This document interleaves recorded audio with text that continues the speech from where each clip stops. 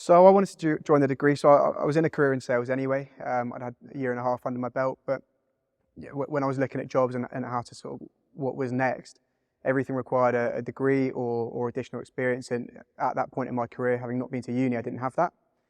So I was looking at options of how I can get a degree and experience at the same time. And along came the apprenticeship, and there are a number of opportunities with other businesses out there as well doing the same thing. And thankfully, through the interview process, got offered the role. So that was my journey into the degree. I think the most rewarding thing and my most enjoyable part was the workshops with all the other apprentices. So getting to meet lots of like-minded salespeople from different businesses, interacting with them, and sort of having a few days at university with the tutors where you bond and discuss anything really sales related and degree related. We quite a few apprentices from BT. We had Aon as well, High to Yale.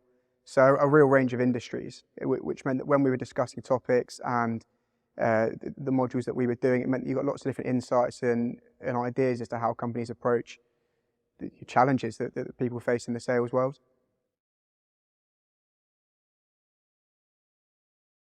Yeah, it's great. It's a little bit scary because you spent 3 years doing work, and when you finish work, you're thinking about the degree. So now now I've almost graduated it. It's sort of like, I've got all this free time. What do I do with it? So you just start thinking about how can I broaden my horizons? How can I develop myself? And really what's next in terms of improving myself as a salesperson and as a human being.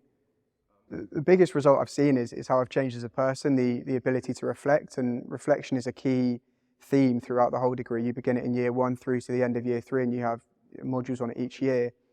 And being able to reflect in action, so whilst you're at work, and then also being able to reflect at a later date, allows you to develop as a salesperson and as a human being.